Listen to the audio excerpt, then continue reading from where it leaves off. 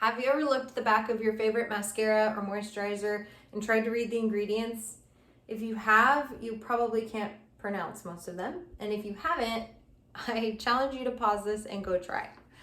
Over the past few years, I have accumulated hours worth of research on this topic, and I've actually transitioned most of my beauty products to cleaner versions. In the world of cosmetics, the safety regulations are far too lenient, making it our job to take caution when using and buying these products. Many toxic chemicals are used in beauty products, from lipstick to face wash, pretty much anything. These chemicals are allowed, but only in small amounts because of how toxic they are. Unfortunately, the FDA doesn't consider the effects that they might have with repetitive use over a long period of time. Anne-Marie Gianni writes, under current law, the FDA does not require cosmetic companies to conduct safety assessments of their products. Harmful ingredients can easily be masked under confusing and deceptive titles such as fragrance. They may even be listed plain and simple on the label, but with no message to inform consumers of the potential harmful effects. Some of the most common harmful ingredients seen in beauty products today are phthalate, lead, polyethylene glycol, butylated compounds, parabens, octinizate, p-phenyldiamine, carbon blacks, and siloxanes. So most of those probably sound foreign to you, aside from maybe lead and parabens, so I'm going to do some explaining.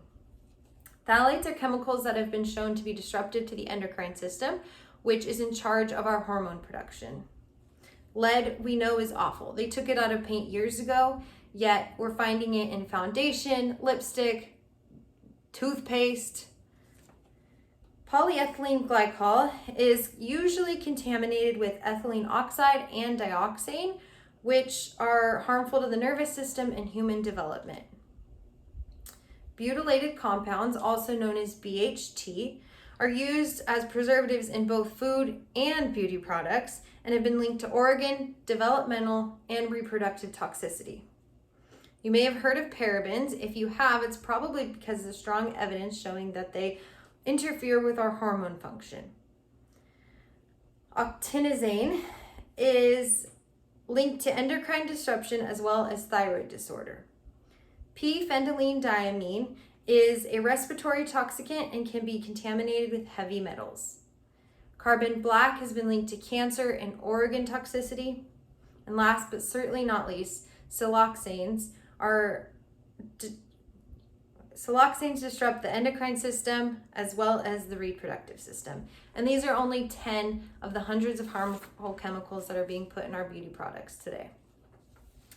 In the book, A Consumer's Dictionary of Cosmetic Ingredients, the author Ruth Winters writes about how the cosmetic regulations were written over 70 years ago, when scientists actually believed that our skin was a barrier protecting us from chemicals entering our body. Winters writes, scientists now know this is not true. Yet most consumers and cosmetic companies are only concerned with allergic reactions and skin irritation. Winters asks, but what of systemic absorption, toxicity, and chronic effects? What degree of absorption is there when cosmetics are left on the face or spread over the entire body? What is the impact when these products are used for many years?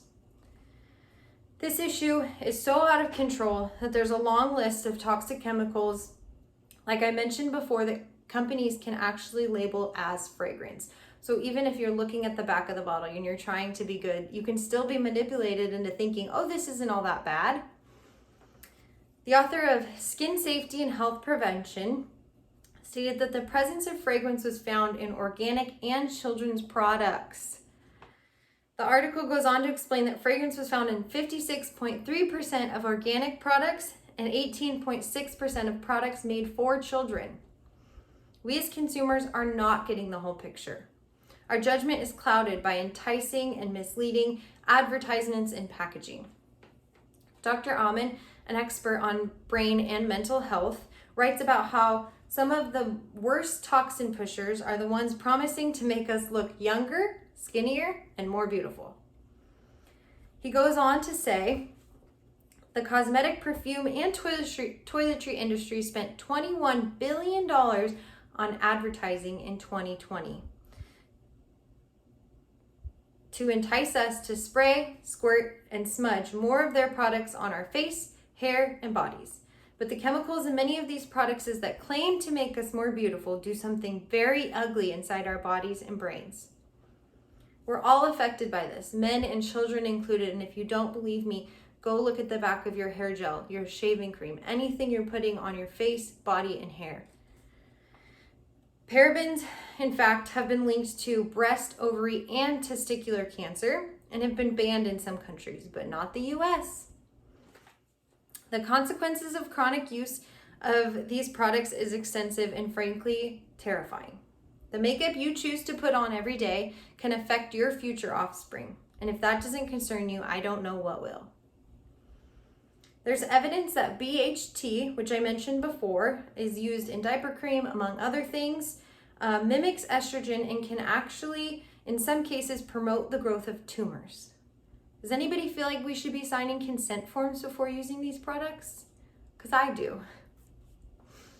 You may be asking, so what do we do about this? We can't just call up the FDA and start changing regulations.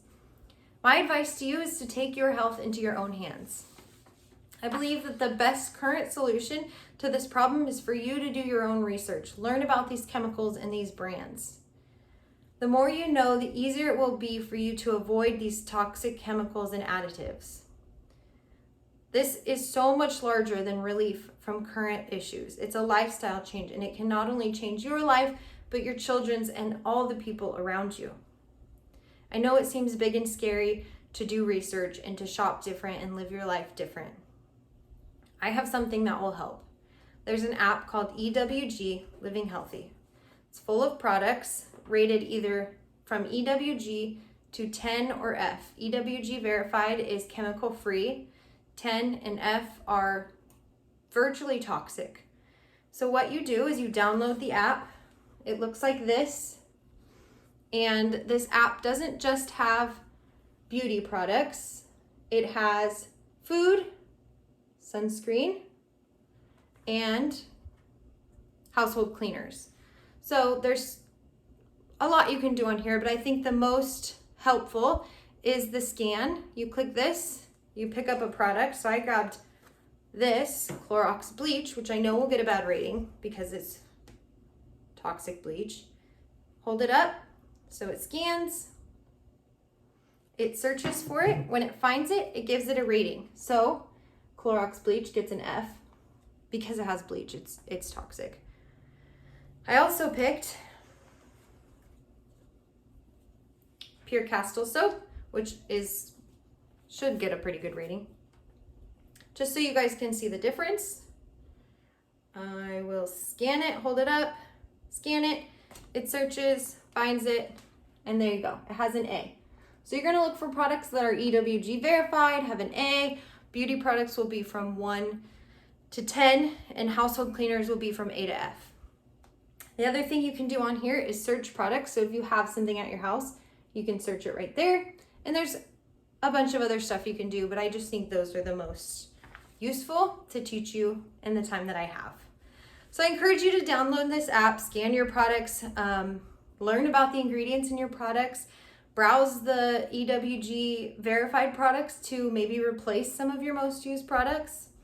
Technology today has made taking your health into your own hands so much easier, and it's made healthier options so much more attainable. Do what's best for you and your family and remove the toxins from your home.